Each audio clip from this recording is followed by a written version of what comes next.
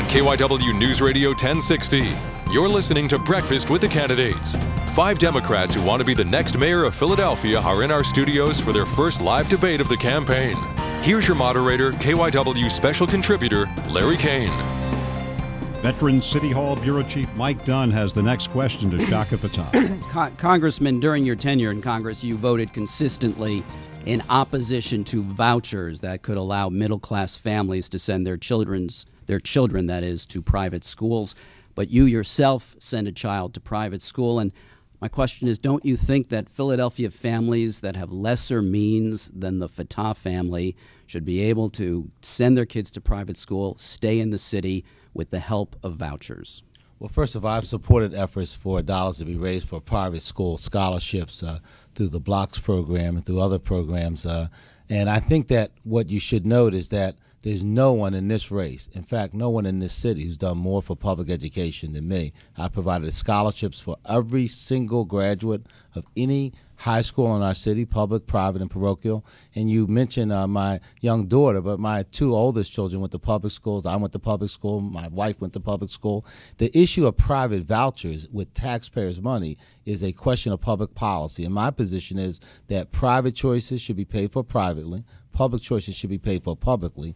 So I do not support the use of tax dollars for vouchers, but I'm not opposed, and I have supported and will continue to support private education and public education. A quick follow-up, though. Wouldn't vouchers allow families that are currently leaving the city in droves when they have their first child, because the public schools to them are not an option, would allow these families to stay in Philadelphia as opposed to leave for the suburbs?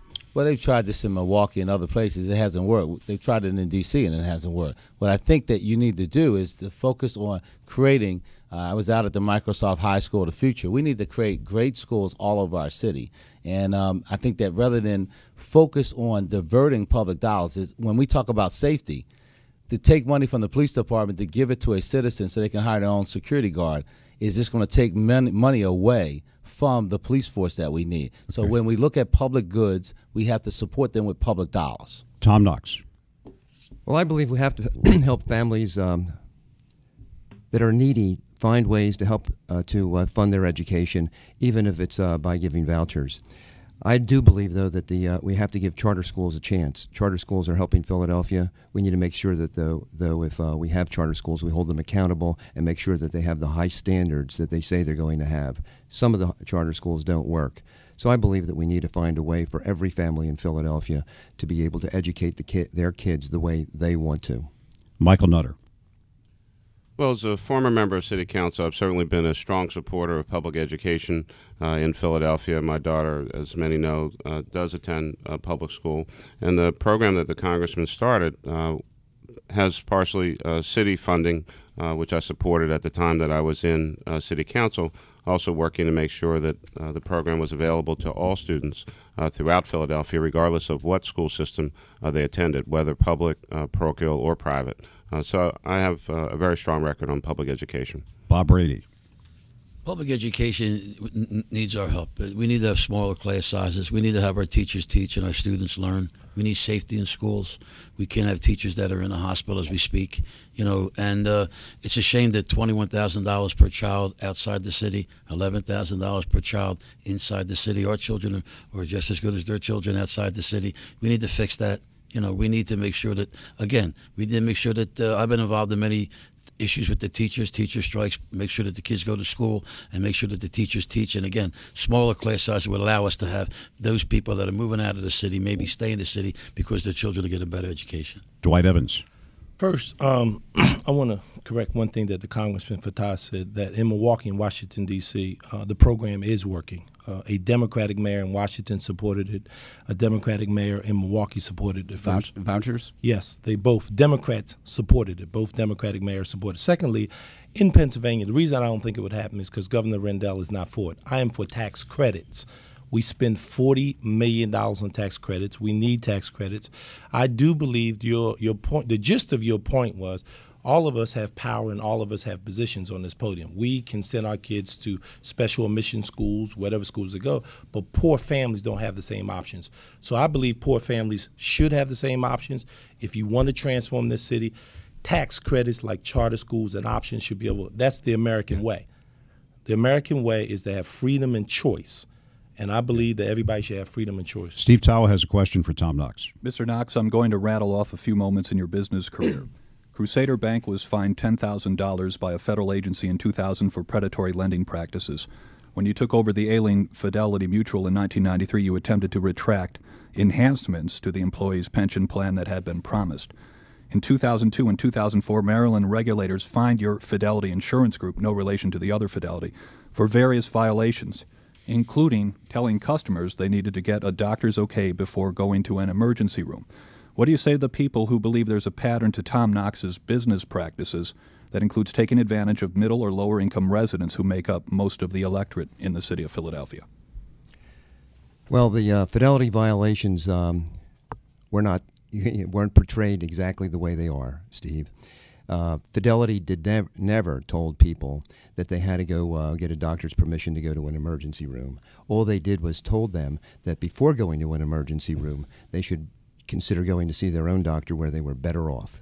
But you were fined for that. Your firm was fined Well, for that. if you tell people that they're better off getting treatment at their own doctor's office as opposed to an emergency room where they have to stick around for 6 or 8 hours, I think then I did the right thing. If they want to fine me for that, that's their business. And on predatory lending, do you repudiate your history of predatory lending, or are you proud of it?